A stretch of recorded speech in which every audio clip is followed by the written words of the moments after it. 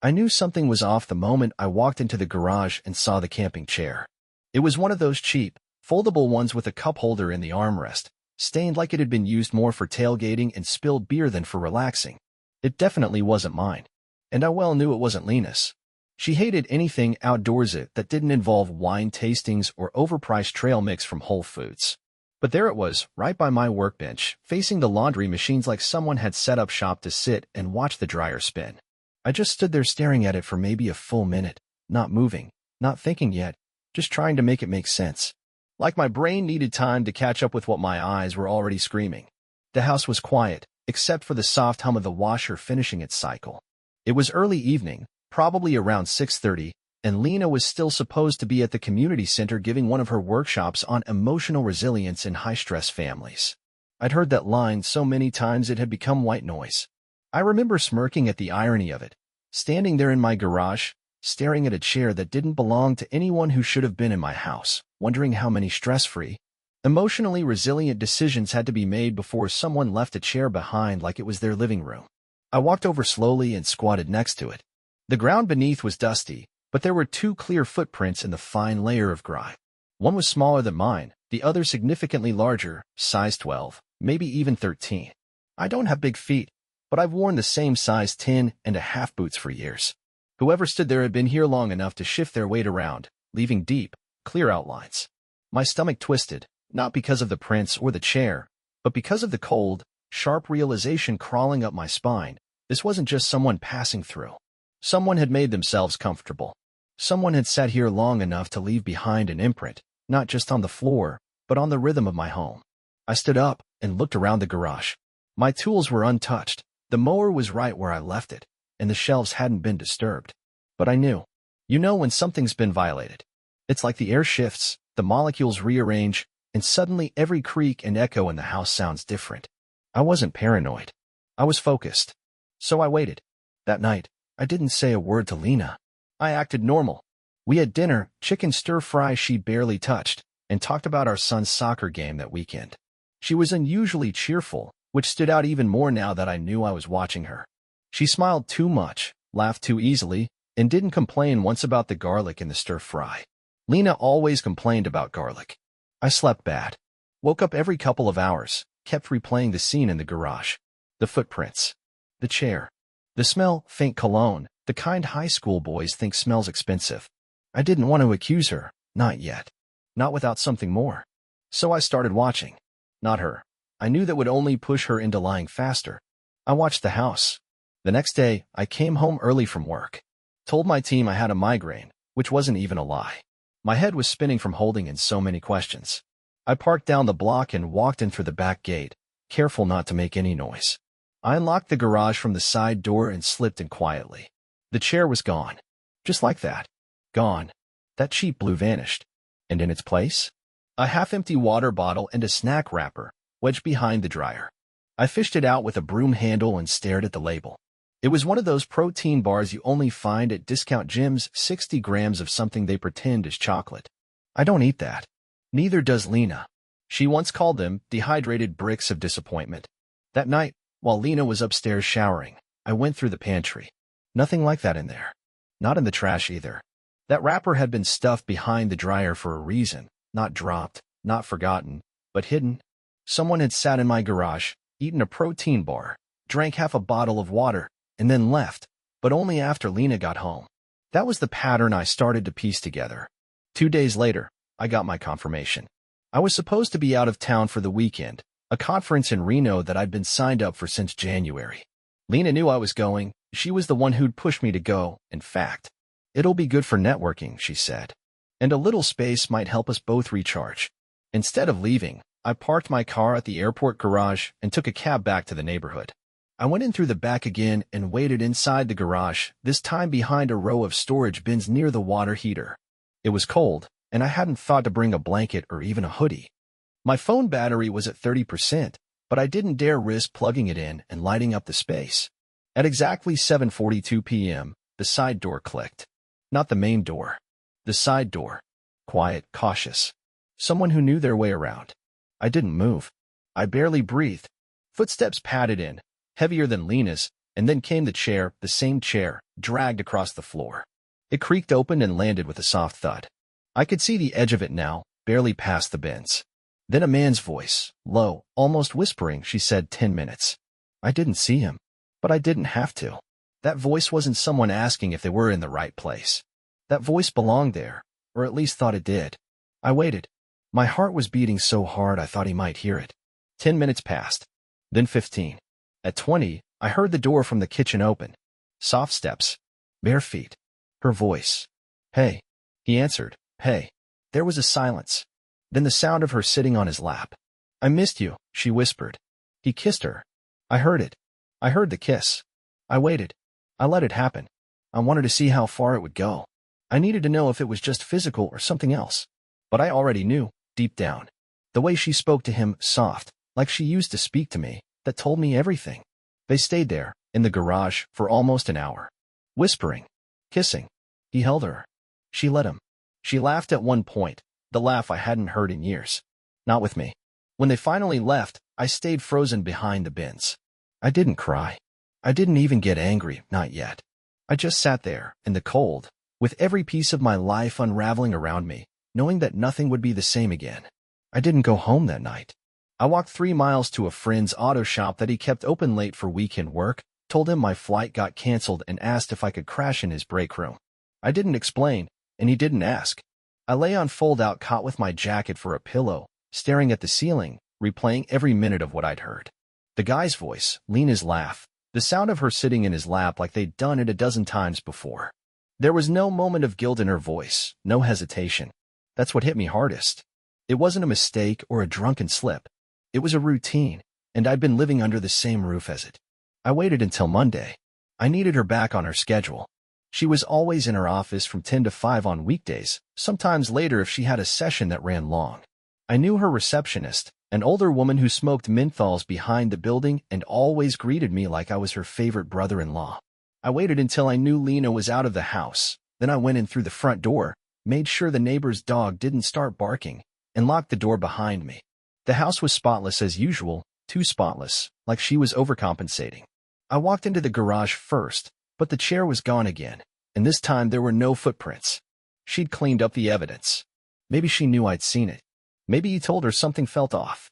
I checked the garbage bins. Empty. Not just taken out, actually scrubbed clean. She never did that.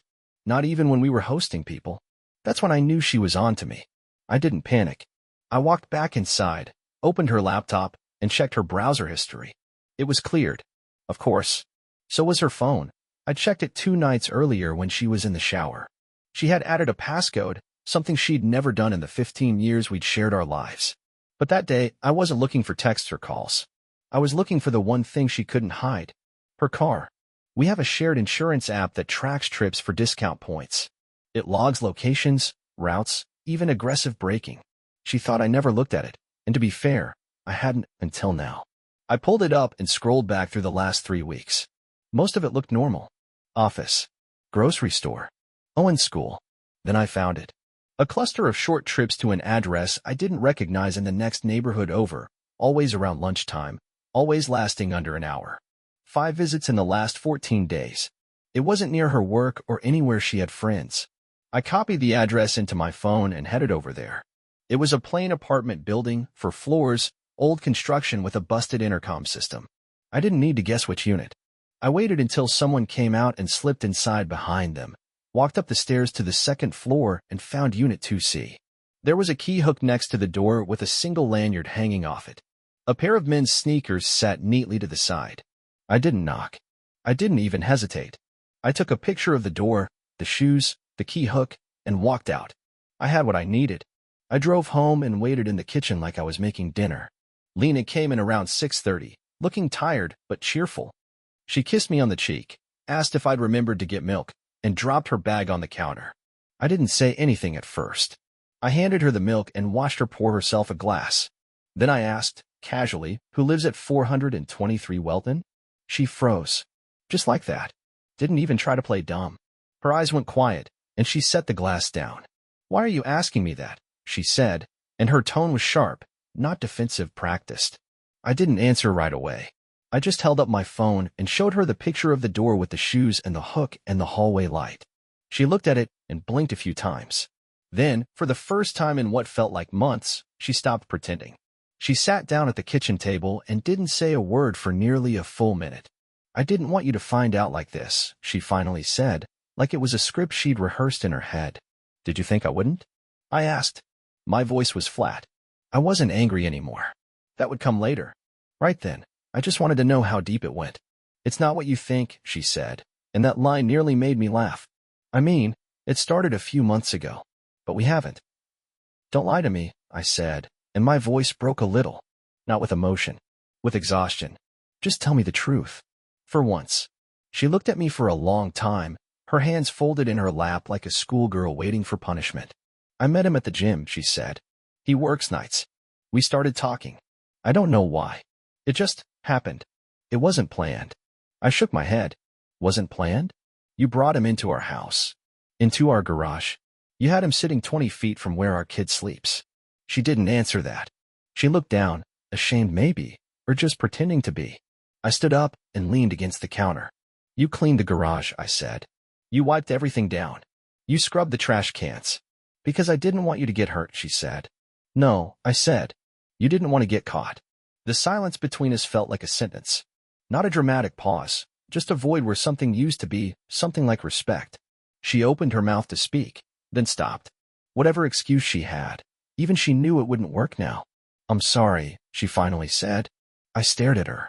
That was the moment I knew I couldn't fix it. Not just the cheating, the ease of the lie, the convenience of it. The fact that she'd kept it going right under my nose and only now, when cornered, showed the slightest bit of guilt.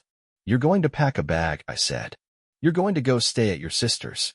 "What about Owen?" she asked. "I'll handle him," I said. "He deserves to have one honest parent." She didn't argue. She just nodded, stood up, and walked to the bedroom without another word. It didn't take her long to pack. She moved with the kind of speed that only comes from guilt or fear or both. I sat at the kitchen table the whole time, staring at the spot where she had poured herself a glass of milk just hours earlier, trying to keep my hands from shaking. I wasn't sure if it was anger, adrenaline, or the realization that everything I thought I had built with her was now nothing more than a timeline I'd have to explain to her kid. Owen was upstairs, playing something on his console, oblivious. I didn't even know how to begin preparing him for what was about to happen. All I knew was that I couldn't let her leave this house thinking she was in control of the situation. She wasn't. She came back downstairs with a small suitcase and a messenger bag over her shoulder. She looked tired, maybe from rehearsing what she thought would be her dignified exit. I wasn't giving her that. She opened her mouth like she was going to say something polite, probably the classic, "We'll talk soon," but I cut her off.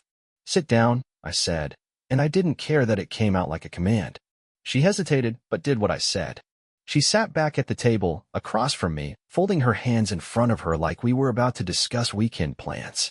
"I want names, dates, places," I said. "I want you to start talking, and don't stop until I tell you to." She shifted uncomfortably. "I don't think." "You don't get to think," I snapped. "You made your decisions already. Now you get to explain them." She stared at the floor for a few seconds, then nodded. "His name is Marcus. I met him at the gym back in March. I didn't plan anything. We were just talking, and I guess I liked the attention. He's younger. He asked about me. You stopped doing that." I let that slide. She was reaching. I wasn't going to give her the satisfaction of biting on emotional bait. "Where did it start?" "The coffee shop by the gym," she said. "We met up for smoothies once or twice, just casual. Then it turned into texting. Then we started meeting after your work hours. Once at his apartment, then at ours." I flinched, but didn't speak. I just looked at her. She avoided eye contact. "How long?" I asked. 5 months, she said quietly. "At first, it was just once or twice a week. Then more." I leaned forward, lowering my voice. "You sat in this kitchen. You cooked dinner. You smiled at me while lying every single day. That sound right?" She nodded, almost like she was relieved someone else said it aloud. "Did you tell him you're married?" She nodded again. "Yes." "He didn't care." "No, I bet he didn't," I said. "Why would he? He gets to sleep with someone's wife and send her back home with a fresh load of lies. Pretty sweet deal for a guy who can't even afford a real apartment." Her eyes finally met mine. "It wasn't like that." "Then explain it to me," I said. "Make it make sense." I was lonely, she said. You were always working late or coming home distracted. I felt invisible. You didn't feel invisible when I was paying for your practice to stay open during COVID. You didn't feel invisible when I drove Owen to school every day so you could sleep in. You didn't feel invisible when I took that Charleston contract so we wouldn't lose the house. I know, she said. You're right. No, I'm not trying to be right, I said. I'm trying to understand how you can lie to my face every single day for months and think that it's fixable. She didn't answer. Did you love him? She hesitated. That silence was enough of an answer. You're disgusting, I said, standing up. I don't know how I ever trusted you. I never planned to fall into this, she said. It just got out of control. Stop saying that, I said. You controlled it just fine. You invited him here. You let him sit in the garage like a pet. You scrubbed the trash cans because you knew you were caught. She looked like she wanted to cry, but I didn't care anymore. You were going to keep lying, I said. You were going to smile through dinner, tuck our kid in at night, and sleep with that loser behind my back like it was normal. I didn't want to break the family, she said, her voice cracking. You already did, I replied. You just didn't have the guts to admit it. We stared at each other, the silence pressing in like a bad smell. Finally, she stood up, picked up her bag, and headed for the door. I followed her, not because I wanted to see her off, but because I wanted her out. As she reached for the handle, I said one last thing. You're not stepping foot in this house again without a lawyer. You want anything, you'll go through the court. She paused, turned around, and looked like she wanted to fight it. But she saw something in my face that shut her down completely. I'm sorry, she said. No, you're not, I said. You're sorry you got caught. There's a difference. She walked out, suitcase rolling behind her on the front steps like it was just another trip. The door clicked shut. I didn't move for a while. Just stood there staring at the spot where she'd been. The next morning, I woke up with a level of clarity I hadn't felt in years. I didn't feel sad or heartbroken or confused. I felt sharp, focused. I wasn't going to sit around wallowing in pity while she played the victim to whoever would listen. She didn't get to rewrite this story, and she sure as hell didn't get to walk away with her head held high. I knew Lena. She'd start building her version of what happened before the weekend was even over. I could already hear her voice in my head, telling her friends, her sister, maybe even Owen one day, that she fell out of love, or that our connection faded, or whatever passive excuse made her betrayal sound like a mutual drift. That wasn't going to happen.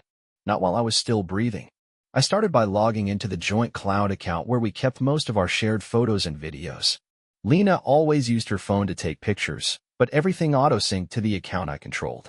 She probably forgot that or assumed I'd never think to look. She was wrong.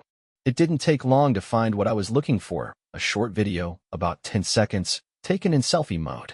She was smiling into the camera, laying on her side, clearly not in our bedroom. A guy's arm wrapped around her waist, his face mostly out of frame. She whispered, "Say hi," and the guy leaned in for a second, grinning like a dumbass, shirtless, clearly comfortable. I didn't recognize him from the gym, but it didn't matter. That video was enough. I didn't delete it. I downloaded it, saved it to a separate drive, and uploaded a copy to an email draft. Then I changed the password to the cloud account and locked her out. I knew she'd try to access it later to delete the evidence once she realized I wasn't bluffing.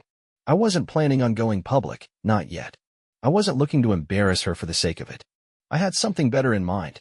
I started calling people. Her mom was first. She picked up with her usual sweetheart, "How are you?" And I went straight into it. No emotion, no build-up. I told her Lena had been sleeping with another man for the last 5 months and that I had proof. I said she'd brought him into our house, even while Owen was home, and that I'd kicked her out because of it.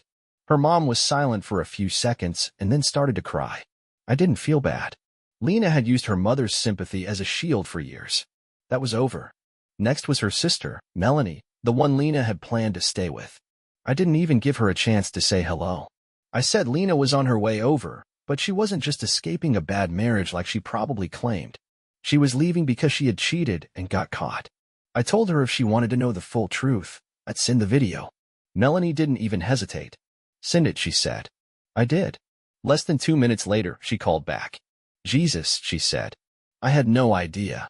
"Now you do," I replied. "Tell her she's got 1 week to find somewhere else. If she's not gone, I'll send that same video to every contact in her phone. I'll handle it," she said, and hung up. I wasn't done. I called Owen's school. Asked to speak to the head of student affairs.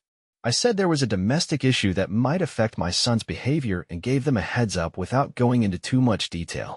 I wanted them to know I was the one present and involved. I wasn't going to let Lena swoop in with some sob story about our complicated situation and try to paint me as the bitter ex. After that, I called the lawyer. I didn't wait for Lena to make the first move. I wanted everything on record: the infidelity, the emotional damage, the risk she exposed our kid to by bringing someone into our house. Oregon still considers fault in divorce when it comes to custody and division of property, and I wasn't going to give her any room to maneuver. I scheduled a meeting for the next day and gathered every piece of documentation I had: text backups, the video, call logs, even screenshots of the gym's public check-in showing both their names on the same days. By the end of the day, she knew. Melanie must have called her, or maybe her mom. My phone lit up with a message from a new number. "Lena, please don't do this. Let's talk." I ignored it. 10 minutes later, another message. "Lena, I'm sorry. I'll leave town. Just please don't destroy my life." I replied with a single sentence. "Me, you already did that. Now you get to watch what it feels like." I didn't respond to anything else. I blocked her number. From then on, it would all go through legal channels. When I picked up Owen from school the next day, I didn't lie to him. I didn't tell him the whole story, but I told him enough. I said his mom had made some choices that hurt the family, that we were separating, and that he'd be staying with me for a while. He asked if she was okay, and I said she was. Then he asked if I was okay, and I said, "Not really, but I will be." He nodded and didn't ask more. That kid had more emotional intelligence at 12 than his mother ever did at 37. It took her 6 days to reach out through someone else. It wasn't a call or a message. It was a letter delivered to my office by courier with her name typed at the bottom. No signature, no handwriting, just a flat, robotic message dressed up to look like vulnerability. She wrote that she didn't expect forgiveness, but she wanted a chance to speak in person. She asked for one conversation, said she wouldn't fight about custody or property, and that she'd already started looking for an apartment in another city. It didn't move me, but I was curious. Not because I needed closure, but because I wanted to see her try to explain the mess without hiding behind excuses or tears. I picked the place, a public park near our old coffee shop, the one we used to go to when we first got married. I made sure it was late in the day when the place would be quiet and no one could mistake the meeting for anything friendly. She showed up 10 minutes early, dressed like she wanted to look casual but composed. I recognized the coat. I bought it for her 2 birthdays ago. That coat had been in our closet when she came home smelling like cologne once, and I suddenly remembered wondering if I'd imagined it. She smiled when she saw me, a tight, almost nervous smile. I didn't return it. "Thanks for coming," she said, and her voice was lower than usual. Probably tired from rehearsing. "I'm not here to give you peace," I replied. "So make it worth my time." She nodded and sat down on the bench next to me. Not close, but not far enough for my comfort either. I stayed facing forward, staring out across the empty basketball court. "I just wanted to explain," she began. "Not because I think you'll forgive me, but because I owe you the truth." "You had 5 months to give me the truth," I said. "You didn't know me then?" "I was scared," she said. "I knew what I was doing was wrong, but I couldn't stop." "Wrong isn't the word for it," I said. "It's selfish. It's weak. It's pathetic." She took a breath like she was about to argue, but caught herself. "I don't blame you for saying that. I told myself a lot of things to justify it. I told myself you didn't care anymore, that we were just co-parents under the same roof. But that wasn't true. You were still trying. I just didn't want to deal with how unhappy I'd let myself get." "No," I said. "You didn't want to deal with what it would take to fix anything, so you took the easy way out. You wanted attention, so you found some dude who didn't care that you had a husband and a kid." "I didn't love him," she said. "It wasn't about love." I turned toward her. "Then what was it about? Why him? Why bring him to the house? Why sit on his lap in my garage like some bored teenager who thought it was cute?" She looked like she'd been slapped. "Good. Let her feel it." She took a few seconds before answering. "It was about feeling something again," she said quietly. "I felt invisible for a long time. Not just with you, with everything. Work, home, friends. Everything felt mechanical. Then I met someone who looked at me like I mattered again." "You mattered every day?" I said. "You mattered when I canceled work trips to be there for Owen's games. You mattered when I covered your share of the mortgage for 6 months so you could focus on your clients. You mattered when I picked up the slack every time you came home late from your workshops." She shook her head. "That's not fair." "Life's not fair," I said. "You made a choice. And you did it repeatedly. You weren't lost or confused. You were bored and selfish. I know, she said. And I don't expect you to ever forgive me. But I want you to know I'm going to step back. I won't fight you on custody. Owen deserves stability. I'm not going to wreck him the way I wrecked us. You already did, I said.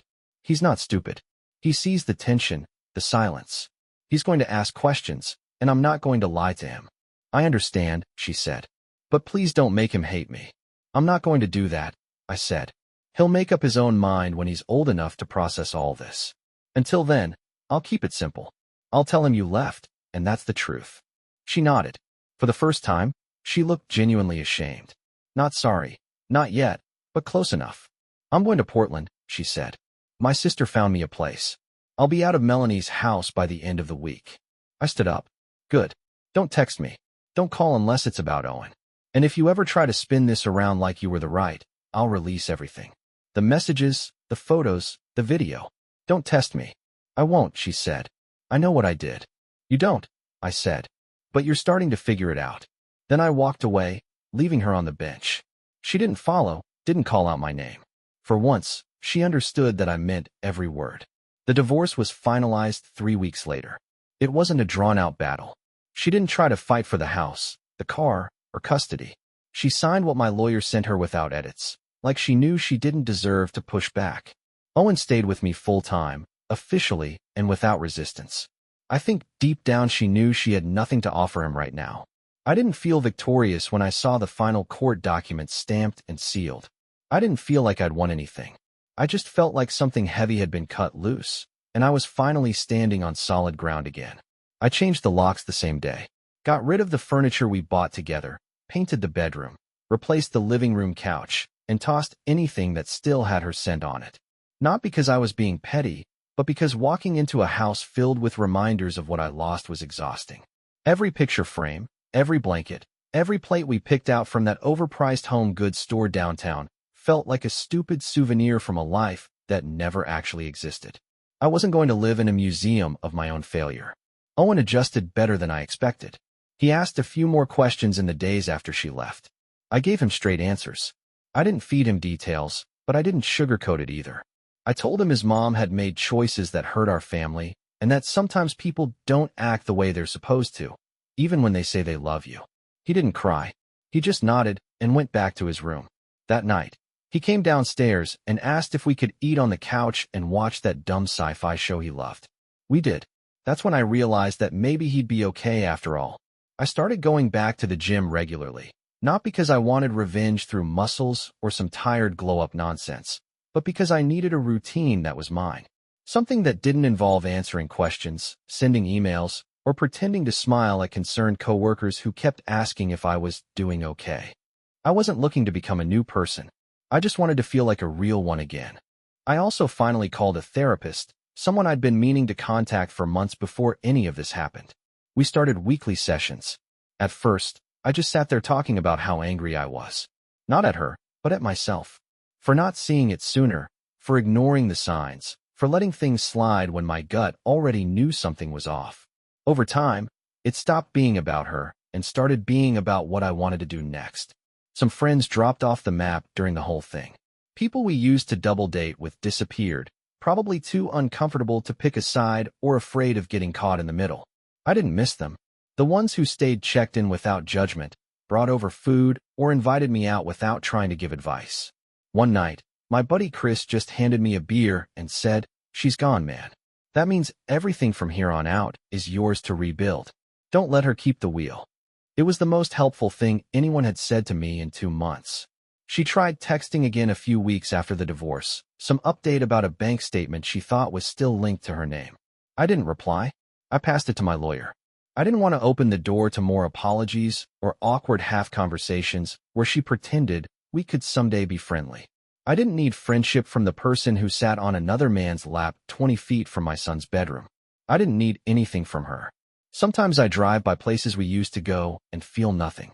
Other times, I smell something familiar or hear a song we used to play in the car and feel a weird flash of emotion. Not sadness, just recognition. A reminder that she existed in my life once, and now she doesn't. There's no burning hate, no desire for revenge anymore. Just a quiet awareness that people can change into someone you no longer know. I don't trust easily anymore, and I think that's fair. I don't hate women, and I don't sit around with some bitter attitude like I see guys online do. I just understand now that anyone is capable of doing what she did if the situation allows it, and the accountability disappears. Love doesn't protect you from betrayal. Attention doesn't guarantee loyalty. But being honest with yourself, refusing to ignore your instincts, that's the part I'll never fail at again. Owen asked me the other night if I'd ever get married again. I told him probably not. Not because I'm scared of love or damage beyond repair, but because I'd rather live alone in peace than with someone who hides things in the quiet corners of the house. He said, "That makes sense," and went back to his homework like it wasn't even a big deal. That kid's going to be okay. Better than okay. And maybe I will be too. That's the end of the story, I guess. She cheated. I exposed her, kicked her out, took everything back, and moved on. Not because I wanted to prove something, but because there was no other option that let me sleep at night. If you're in something that feels off, don't wait. Don't explain it away. Don't assume it'll get better on its own. Pay attention. Trust yourself. And when it's time to walk away, do it without flinching. There's no strength in staying loyal to someone who spits on the loyalty you gave them. There's only silence, and then there's action. I chose action, and I don't regret a second of it.